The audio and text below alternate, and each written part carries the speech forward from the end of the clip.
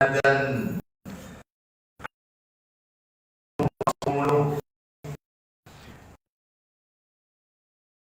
alladzina amanu taqullaha haqqa tuqatih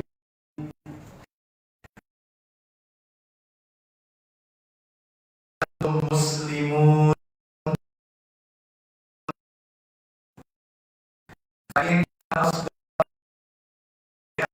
Allah wa khairul hadi Muhammadin sallallahu wa syarrul umuri muhdatsatuha wa kullu muhdatsatin bid'ah wa kullu bid'atin dhalalah wa kullu dhalalatin finnar.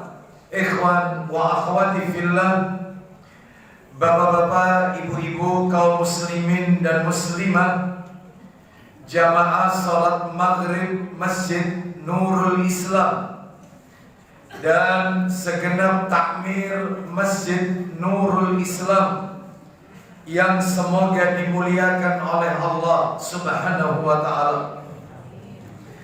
Tidak ada kata yang patut kita ucapkan di malam hari akan kepada kita tersebut malam hari ini. Nikmat sehat, nikmat diberikannya kita kemudahan, kesempatan untuk melaksanakan amalan-amalan ketaatan kepada Allah Subhanahu wa ta'ala.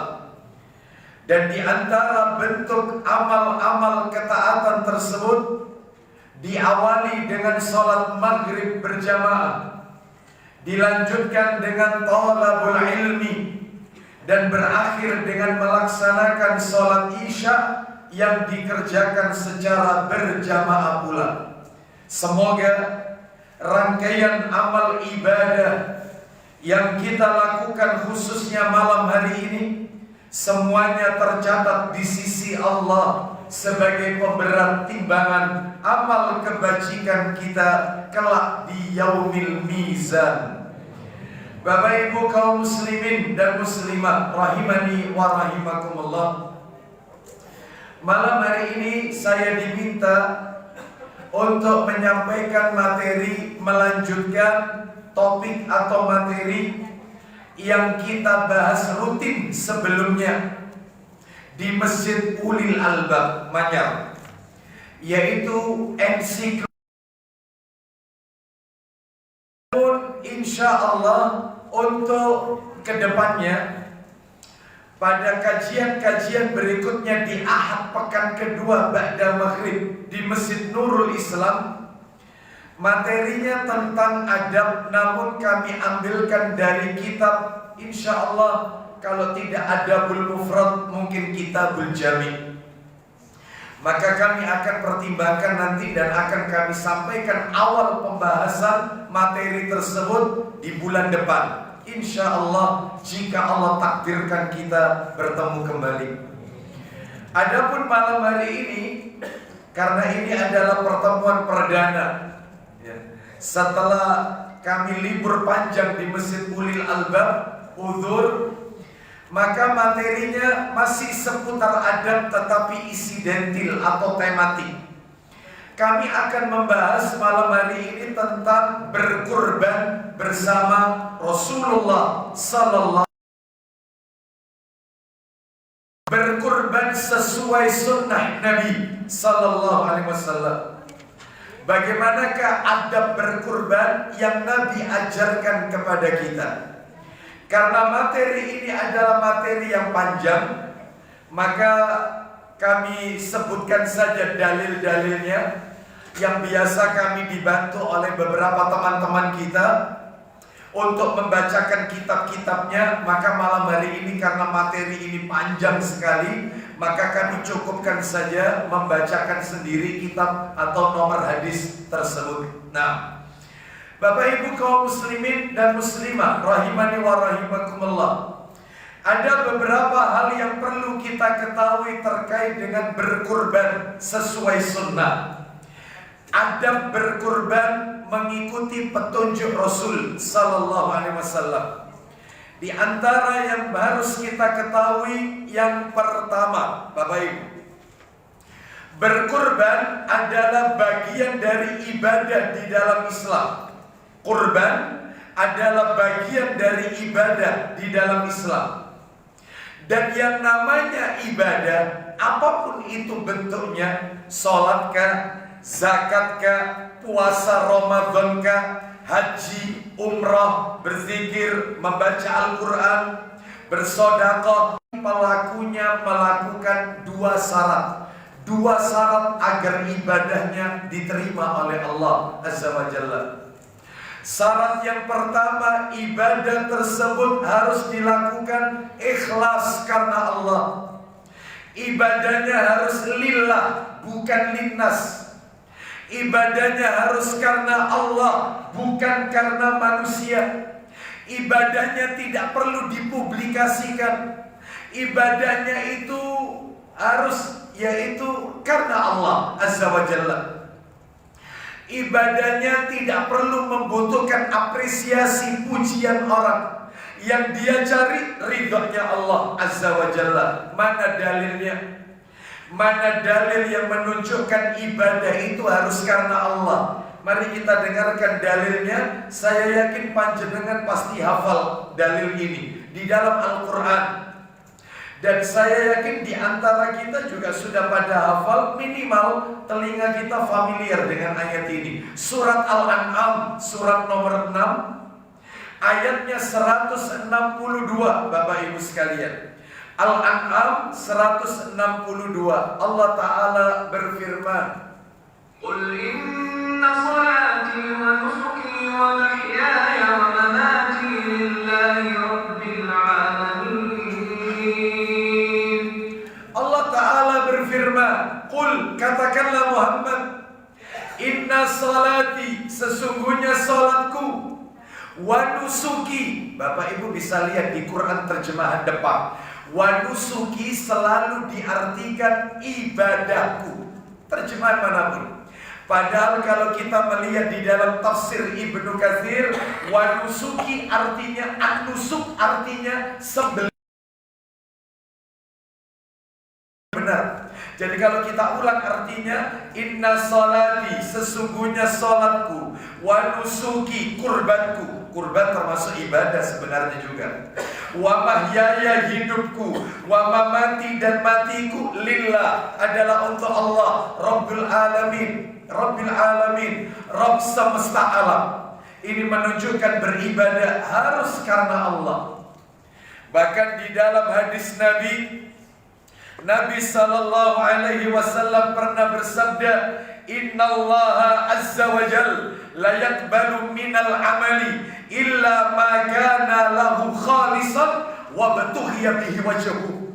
Kata Nabi, sesungguhnya Allah azza wa jal tidak akan pernah menerima amalan seorang hamba illa kecuali ma kana lahu khalisan wa batuhiya bihi wajhuhu, kecuali amalan itu ia lakukan ikhlas, hanya mengharap wajah Allah, pahala ganjaran dari Allah. Dia tidak butuh apresiasi orang. Oleh karena itu ibadah kurban harus karena Allah. Dan yang kedua, tiba muttaba'atur rasul.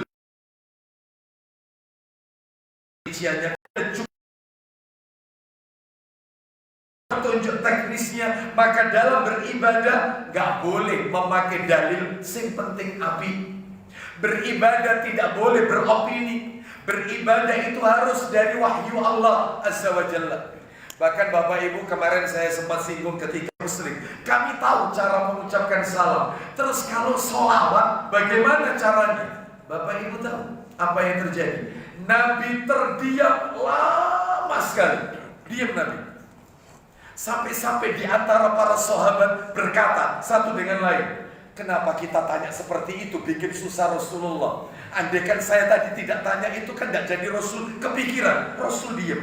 Kenapa diam? Nunggu wahyu dari Allah. Berarti Islam bukan agama karangan Muhammad. Islam bukan agama opini. Kalimat sholawat harus nunggu dari langit. Barulah Nabi berkata, ucapkan sholawat untukku. Allahumma sholli ala Muhammad wa ala ali Muhammad kama shallaita ala Ibrahim wa ala ali Ibrahim innaka Hamidum Majid. Allahumma barik ala Muhammad wa ala ali Muhammad kama barakta ala Ibrahim wa ala ali Ibrahim innaka Hamidum Majid. 2 kali innaka Hamidum Majidnya. Boleh sekali, boleh ditambah fil alamina innaka. Islam ini agama dalil. Islam ini bukan agama opini, bukan. Oleh karena itu beribadah harus ada petunjuknya. Rasul sallallahu alaihi wasallam. Kembali materi kita nomor 2. Jadi kan tadi nomor 1, nomor 2. Bapak Ibu sekalian, hari raya kurban itu disebut Idul Adha. Ya, Idul Adha. Muncul pertanyaan kepada kita, Ustaz, kapan waktu kurban yang tepat ini? Maka kembalikan dengan nama hari rayanya, Idul Adha. Ternyata dalam bahasa Arab, lafaz adha, adha itu hari raya, perayaan. Adha itu diambil dari kata al-udhiyah. Akar katanya ad-duha, ketemu sekarang. Berarti kalau ditanya kapan penyembelihan itu yang afdal, yang tepat, kembalikan sesuai dengan namanya. Idul Adha bersumber dari kata al-udhiyah, waktu duha. Berarti menyembelih yang afdal waktu duha. 10 Zulhijjah dan boleh 11, 12, 13 waktu duha. Kapan duha itu? 15 waktu syuruk, kalau tidak salah 5 dikit, maka tambahkan 15 menit setelahnya. Ya 5.50 atau 5.55 ya setelah sholat Id. Nah itu waktu duha. Apa boleh, apa nggak boleh kita menyembelih siang hari setelah sholat duhur? Apa nggak boleh kita tanggal 10 Zulhijjah nyembelihnya sore atau nyembelihnya malam? Yang penting kan tanggal 10, 11, 12, 13. Apa nggak boleh Ustaz? Jawabannya boleh. Tidak ada larangan selama masuk dalam 4 hari penyembelihan. 10, 11 sering. Yang penting itu. Mau siang, sore, malam boleh. Tapi kalau ditanya kapan yang afdal, ikuti nama hari rayanya, yaitu Idul Adha, yang diambil dari akar kata yang terakhir tadi, ad-duha. Kita lanjutkan nomor 3 Bapak Ibu, seputar Idul Adha. Bahwasanya kurban ini wajib bagi yang mampu Bapak Ibu. Wajib bagi yang mampu. 123, 3123.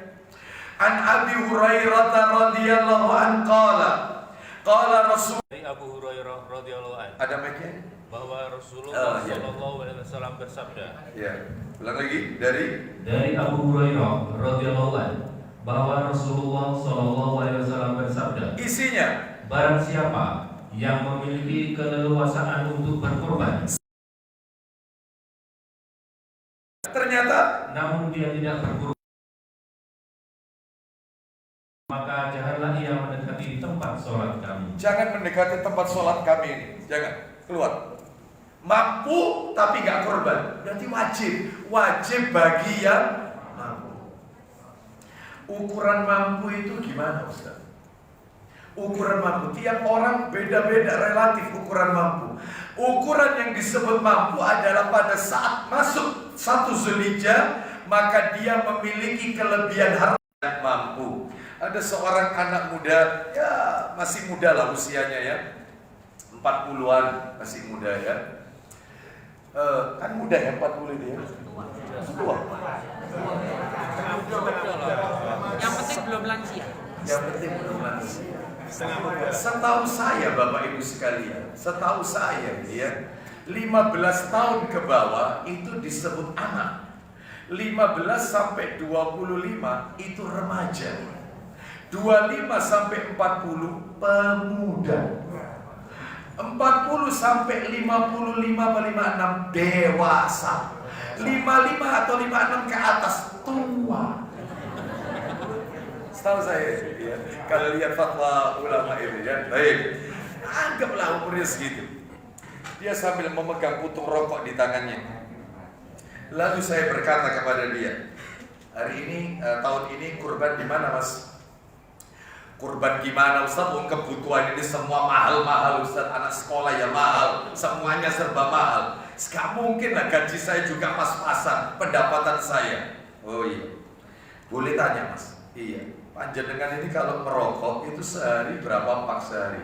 Ya kalau tidak sama teman loh ini, Ustaz, ya, untuk tidak masalahnya hawa nafsunya lebih diutamakan daripada haknya Allah Azza wa Jalla. Bahkan 5.400.000 itu kalau Anda tidak merokok aja 5 tahun, bisa daftar porsi haji sampai. Kalau 5 kan 25 juta.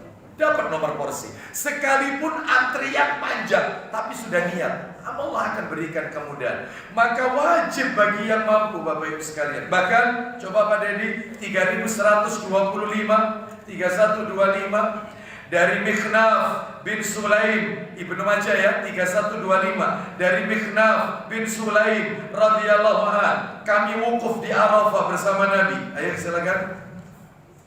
Dari Mikhnaf bin Sulaim radhiyallahu anhu, dia berkata, Iya. kami sedang wukuf di Arafah. Iya. Di sisi Nabi sallallahu Ala kulli ahli baitin fi kulli amin udhiyatan. Silakan. Wahai manusia, sesungguhnya wajib atas setiap keluarga. Ulang lagi kalimat itu, sesungguhnya wajib atas setiap keluarga untuk berkurban, ya.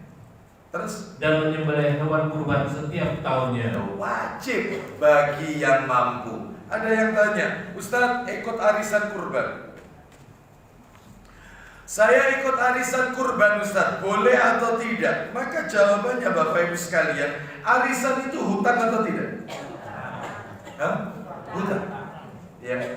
Hutang, entah itu mungkin sepekan sekali atau sebulan sekali 100.000, sehingga nanti mungkin dia pada tahun berapa itu jatuh pada kurbannya, atau dia minta dulu dan seterusnya.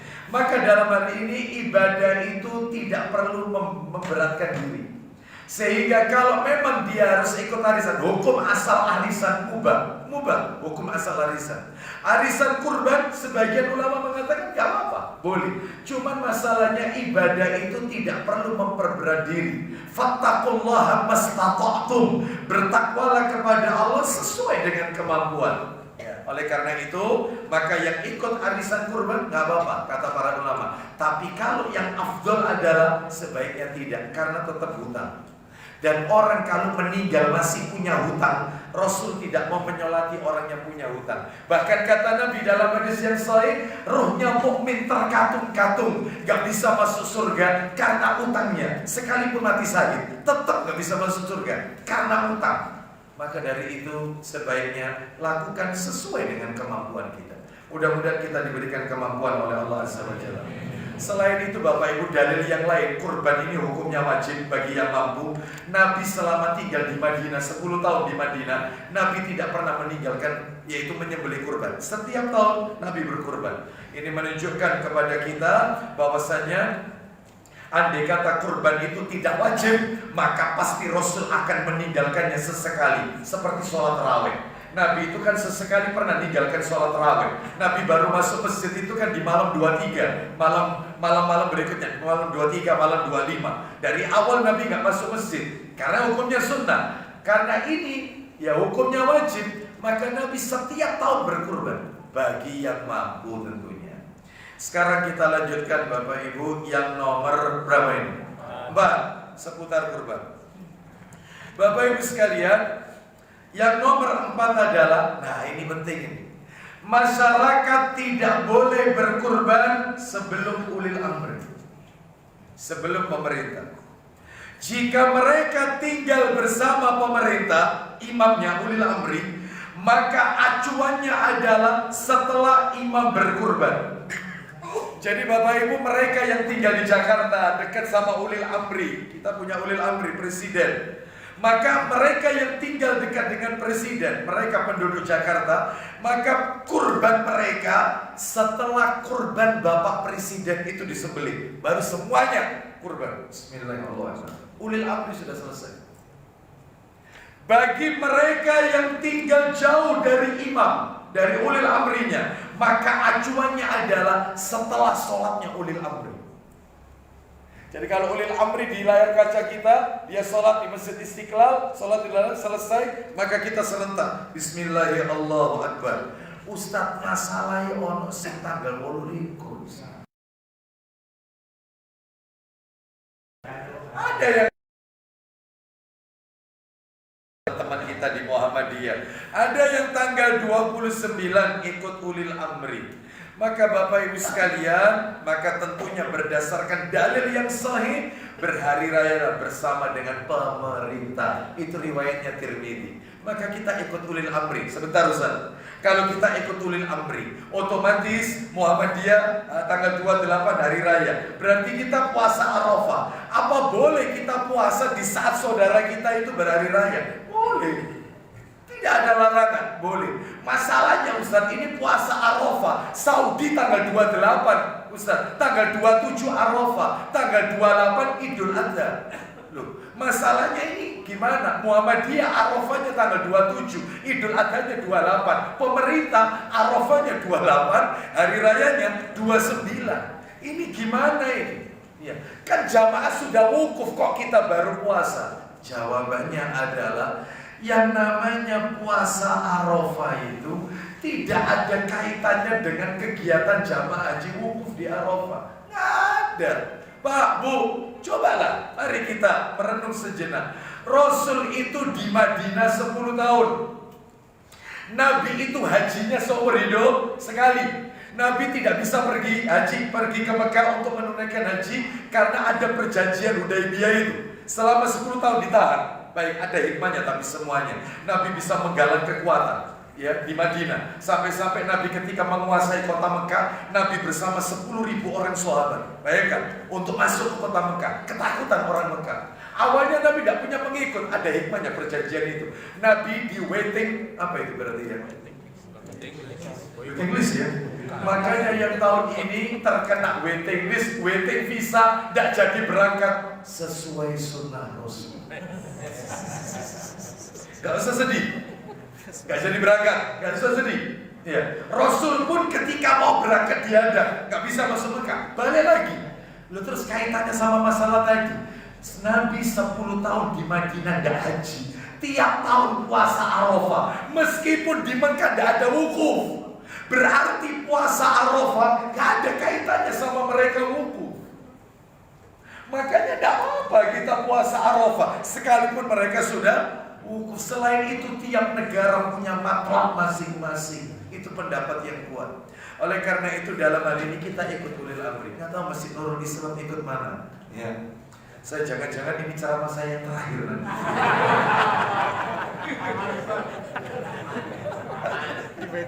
Ya.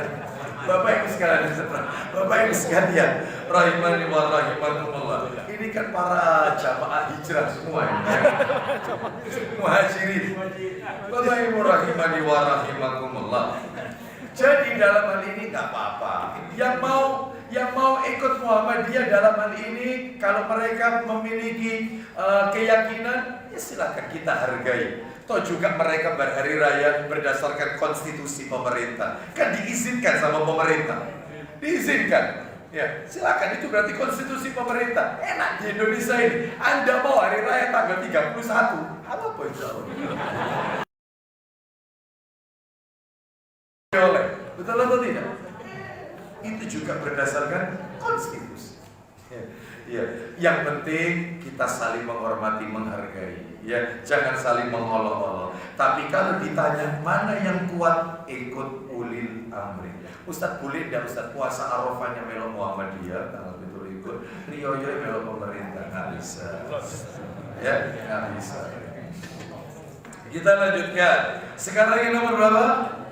5. Jadi berkurban itu ikut ulil amri. Jadi nanti kalau dekat sama ulil amri, ya acuannya setelah ulil amri menyembelih. Tapi kalau jauh dari ulil amri, acuannya setelah ulil amri sholat. Sekarang nomor yang ke 5. tujuan disyariatkannya kurban? Karena nggak saya urut ini materi saya ini karena mengingat waktunya. Yang kelima, apa sih tujuannya disyariatkan kurban? Tujuannya cuma dua, Bapak Ibu. Tujuannya, yang pertama untuk mendekatkan diri kita kepada Allah Azza wa Jalla. Mendekatkan diri kita. Mana dalilnya? Dalilnya adalah Quran surat nomor 22. Kita dengarkan. Allah Ta'ala berfirman, surat nomor 22 Al-Hajj ayatnya ayat 37. Quran surat 22 ayat 37. Allah berfirman, لن ينال الله لحومها ولا دماؤها ولكن يناله التقوى منكم. Baik, kita baca penggalan ayat ya, ila akhiri ayat. Silakan. Daging hewan kurban dan darahnya itu sekali-kali tidak akan sampai kepada Allah. Tetapi yang sampai kepadanya adalah ketakwaanmu. Nah, ketakwaan kalian berarti untuk mendekatkan diri kepada, untuk menghidupkan suri tauladan Nabi Ibrahim alaihi salatu wassalam, menghidupkan kembali jejak suri tauladan Nabi Ibrahim alaihi salatu wassalam. Maka dalil mana dalilnya? Kita lihat dalilnya di dalam Al-Quran surat nomor 16. Surat nomor 16 ayatnya 123. 16 itu An-Nahl ayatnya 123. An-Nahl 123. ثم أوحينا إليك أن اتبع ملة إبراهيم حنيفا وما كان من المشركين. Silakan. Kemudian kami wahyukan kepadamu Muhammad. Apa itu? Ikutilah Teladannya Nabi Ibrahim alaihissalam. Sedangkan kurban ini syariat dari Nabi Ibrahim alaihissalam. Jadi tujuannya kembali menghidupkan jejak Nabi Ibrahim alaihissalam. Begitu pentingnya Nabi Ibrahim ini sampai-sampai kita kalau solawat, baca solawat, itu solawat kita disebut solawat Ibrahimiyah karena menyebut nama Nabi Ibrahim. Kama sholaita ala Ibrahim wa ala ali Ibrahim wa barik ala Muhammad wa ala ali Muhammad kama barakta ala Ibrahim. Menunjukkan bahwasannya Nabi Ibrahim adalah yaitu Bapak Tauhid, Al-Khalil, Abu Tauhid, Bapak Tauhid, kekasih Allah Azza wa Jalla. Sekarang yang nomor 6. Yang nomor 6, kurban dulu atau akikah dulu? Ustadz, saya ini punya anak saya belum saya akikoi. Sekarang saya baru punya rezeki. Lah, mana yang saya dulukan? Sebentar lagi ada Idul Adha, akikah ataukah kurban? Bapak Ibu sekalian, jawabannya 1, kurban itu hukumnya wajib. 2, akikah hukumnya sunnah yang ditekankan. Jawaban yang berikutnya sekarang. Akikah, Bapak Ibu, waktunya lama. Sedangkan kalau Idul Adha waktunya terbatas 10, 11, 12, 13. Sehingga kesimpulannya sekarang, kalau misalnya anak itu lahir, karena akikah itu ada kaitannya dengan lahirnya bayi, lahirnya anak. Ketika bayi itu lahir pas masuk Zulhijjah, 7 harinya itu persis, yaitu 10 hari, tanggal 10 maksudnya, atau tanggal 11 atau tanggal 12. Kalau itu persis, maka dalam hal ini mana yang ditekankan? Yang ditekankan adalah akikah.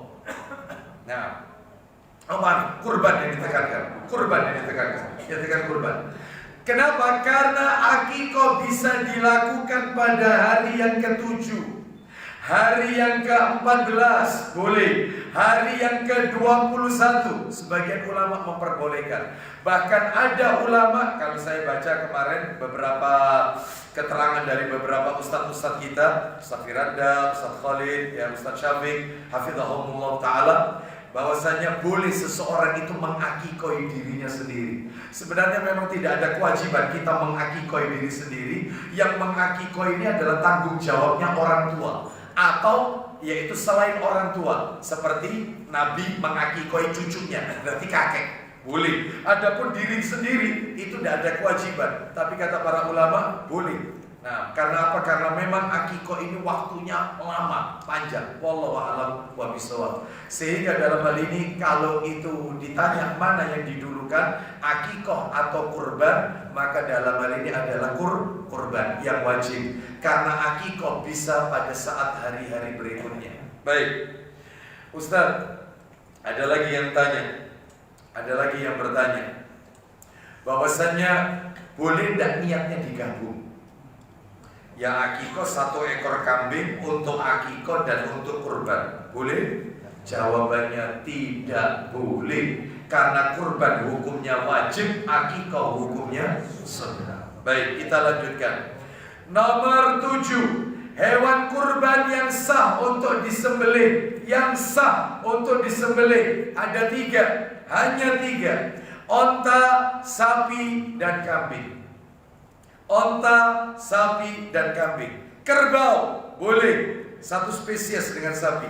Manakala di daerah tersebut sulit didapatkan sapi, boleh kerbau.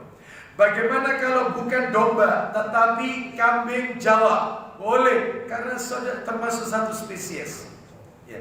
Selain 3 hewan ini tidak sah kurbannya, karena 3 hewan ini termasuk binatang piaraan. Sekalipun kuda lebih mahal harganya, tapi kuda dalam bahasa Arab dia tidak masuk kategori udhiyah, binatang yang layak untuk disembelih dijadikan kurban, atau binatang piaraan. Yang masuk binatang peliharaan itu cuma 3, onta, sapi, kambing. Tahun ini kurban apa, Mas? Alhamdulillah, insya Allah Ustaz, saya tahun ini insya Allah kelinci, Ustaz. Habis.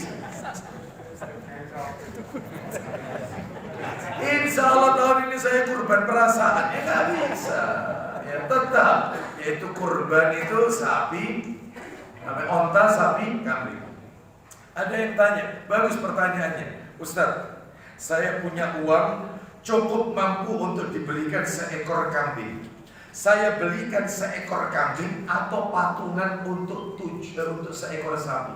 Ikut patungan atau seekor kambing? Jawabannya, kalau itu harus patungan, maka yang afdal seekor kambing. Yang afdal. Contoh lagi. Kecuali kalau seseorang itu mampu membeli seekor sapi, ya, lu berarti dia tidak ikut patungan? Tidak boleh. 1 orang membeli seekor sapi boleh. Maka mana yang afdal, menyembelih sapi atau menyembelih kurban? Ya jawabannya sapi. Seperti itu. Karena nggak pakai urunan. Kalau pakai patungan maka harus dipilih ya kambing. Wah, setelah ini nanti jamaah Nurul Islam pindah semua ke kambing. Nggak ada yang patungan. Ya. Pertanyaannya sekarang, terlanjur ya? Sudah terlanjur. Transfernya sudah terlanjur ya? Sudah terlanjur. Ya nggak apa-apa ya. Tetapi kalau ditanya mana yang afdal, adalah seekor kambing. Ya, baik. Kita lanjutkan. Loh, katanya Ustaz, apa itu urut? Jadi hewan yang paling utama itu onta, setelah itu sapi, setelah itu kambing. Katanya begitu. Nah, itu kalau belinya utuh, nggak pakai patungan. Berdasarkan dalil, ada dalilnya. Yang ngomong seperti itu ada dalilnya. Dalilnya dikaitkan dengan sholat berjamaah. Orang yang berada di shaf pertama seperti orang yang berkurban onta. Orang yang berada di shaf kedua seperti kurban sapi. Orang yang berada di shaf ketiga seperti kurban kambing. Orang yang berada di shaf keempat seperti kurban seekor ayam. Di shaf kelima kurban telur, kata Nabi. Kita urut onta, sapi, kambing. Katanya gitu. Itu kalau utuh.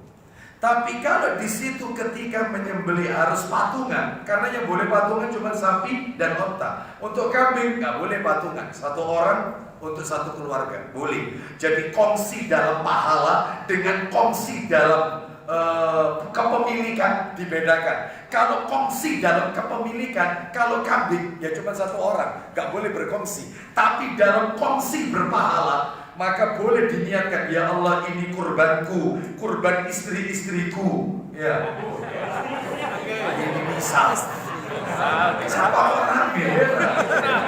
Dimakan aja. Karena Anda belum mampu untuk melakukan ini, selesai berdoa terus sama Allah. Ini kurbanku, kurban istri-istriku, kurban anak-anakku, orang tuaku yang masih hidup maupun yang telah wafat. Dapat semuanya. Yang tidak boleh itu khusus kepada yang telah wafat saja.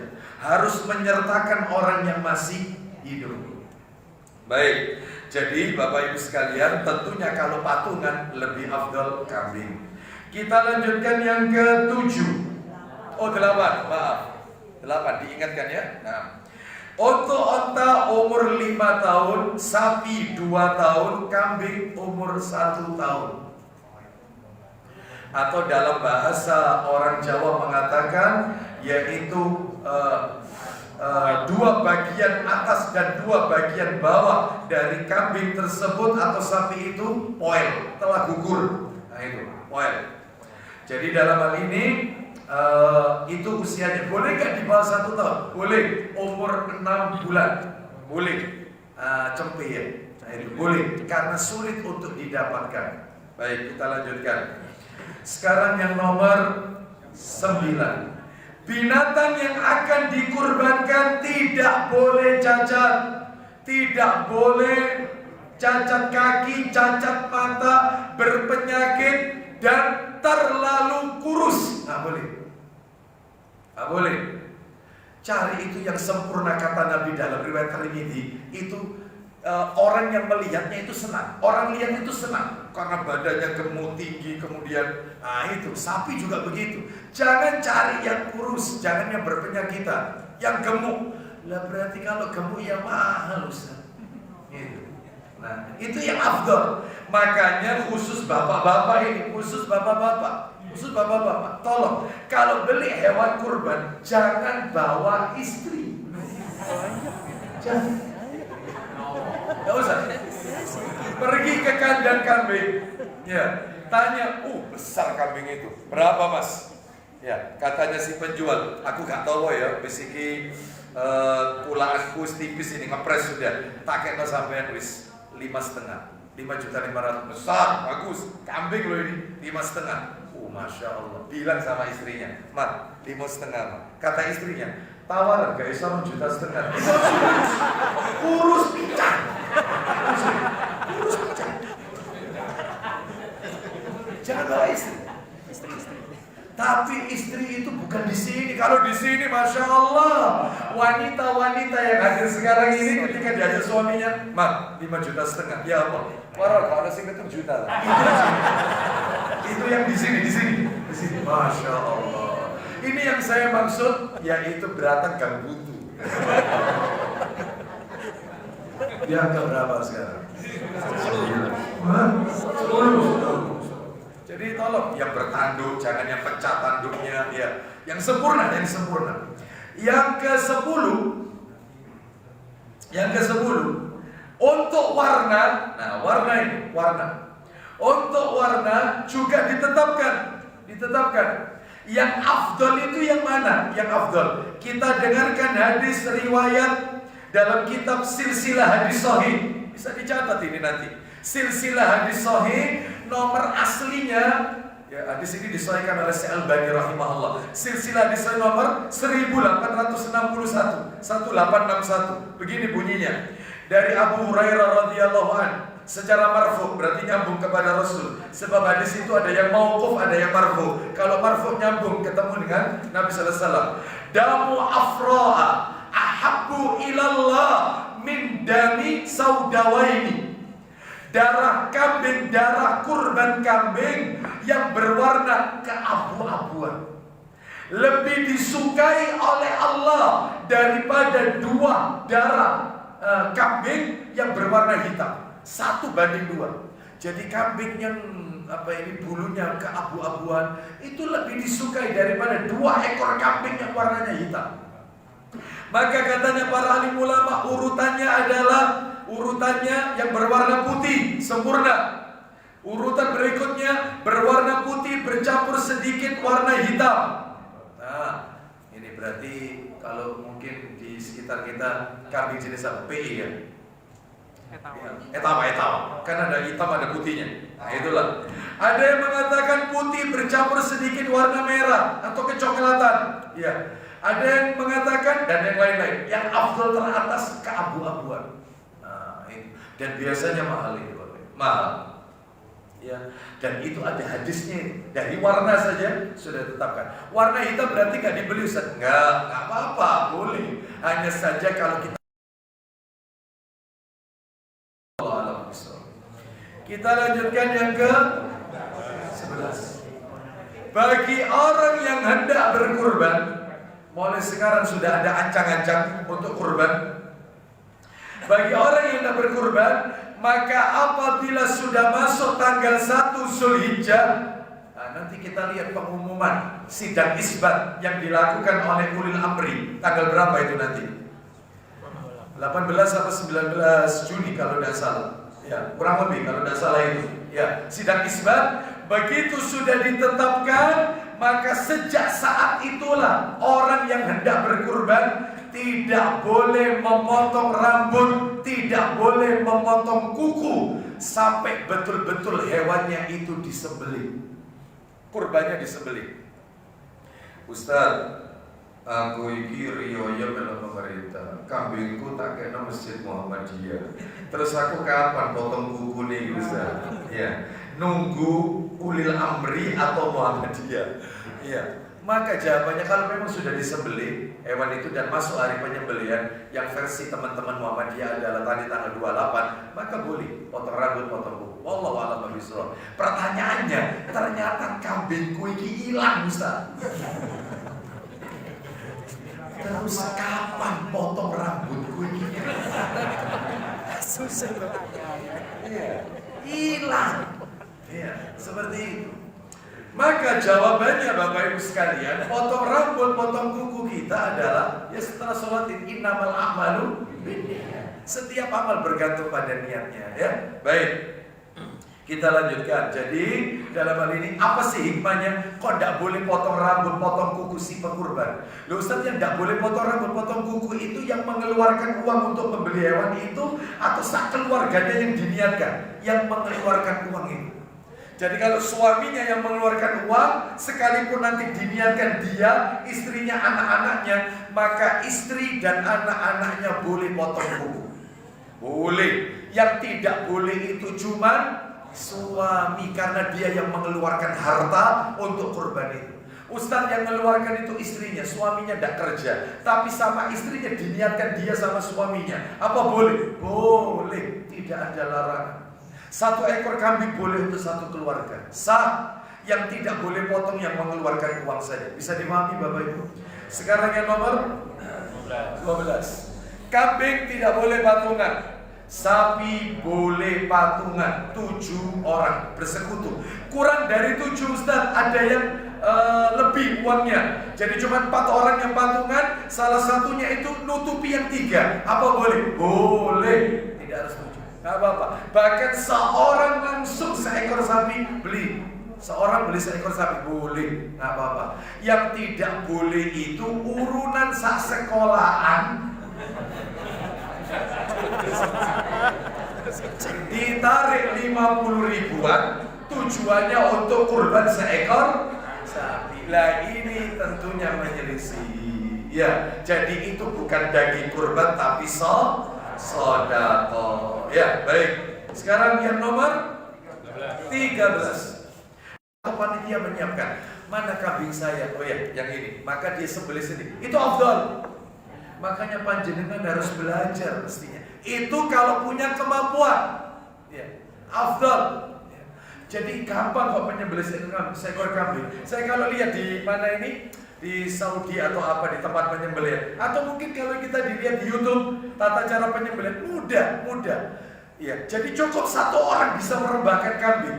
Ya, maka kita bungkukkan saja badan kita, kita ambil kaki yang bagian sampingnya, bukan yang persis ada di depan kita, sehingga agak menyilang. Kita teruskan dikit ya, setelah itu kumandang adzan isya. Maka dia akan terjatuh. Langsung tutupkan matanya dengan telinganya, daun telinganya. Maka dia akan tetap tenang. Cara menyembelihnya, 4 jari di bawah dagunya kambing, 4 jari di bawah. Lah itulah pas kerongkongannya, urat nafasnya di situ. Di situ Bapak Ibu, mudah. Nah ini tidak, kambing cilik yang megangi ini mau pitu. Terus pisaunya sangat samurai. Padahal kalau di Mekah ini tukang jagal ini pisaunya itu dipegang gak kelihatan, tapi tajam luar biasa dipegang. Onta loh ini, onta itu kalau nyembelih berdiri, tidak boleh direbahkan, harus berdiri. Jadi kepalanya diarahkan kiblat. Bismillahirrahmanirrahim. Keluarkan pisaunya, langsung. Itu onta berdiri, sapi direbahkan, kambing ditidurkan direbahkan, onta berdiri. Karena kalau dia ditidurkan justru menyakiti onta tersebut. Sapi kalau disembelih berdiri menyakiti hewan tersebut. Inilah syariat Islam. Ya. Oleh karena itu kecil pisaunya ini tidak panjang. Kita lanjutkan. Kita skors dulu mendengarkan adzan isya. Setelah itu kita lanjutkan sedikit materi kita. Wassallallahu ala nabiyyina wa ala alihi washabihi wasallam. 13.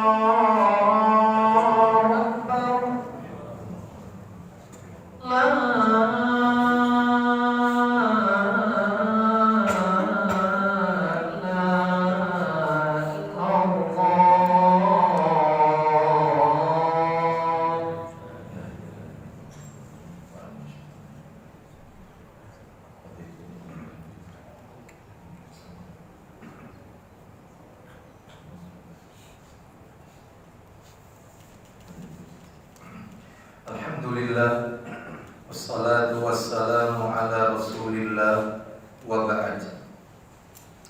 Kita ulang sedikit yang nomor 13, poin 13. disunahkan bagi orang yang berkurban untuk menyembelih kurbannya sendiri, alias tidak diwakilkan jika dia mampu melakukannya. Namun jika dia tidak memiliki kemampuan, maka boleh diwakilkan. Dalilnya di mana?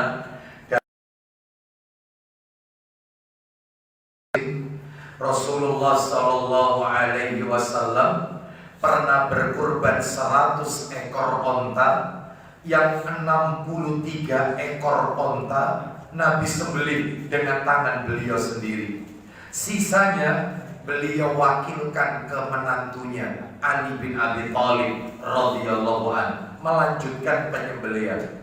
Jadi sisanya kurang lebih sekitar 37 ekor diselesaikan oleh Ali radhiyallahu an. Yang 63 tangan Nabi sendiri. Ini menunjukkan bahwasanya yang afdol yang berkurban tidak diwakilkan. Tapi kalau dia tidak punya kemampuan, maka diwakilkan kepada tukang jagal. Boleh. Nomor 14, diperbolehkan menerima kurban dari non-muslim. Boleh. Hukumnya boleh. Non-muslim datang ke masjid menyampaikan, kami ingin berkurban, kami turut berbahagia bersama kaum muslimin, kami ingin menyumbang seekor kambing, kami ingin ikut patungan. Maka jawabannya boleh dengan syarat. Syaratnya adalah statusnya hanya sebagai hadiah. Kenapa? Karena Nabi juga pernah menerima hadiah dari orang-orang kafir di zaman itu. Boleh, nggak apa-apa. Terus yang kedua, syarat kedua, tidak ada indikasi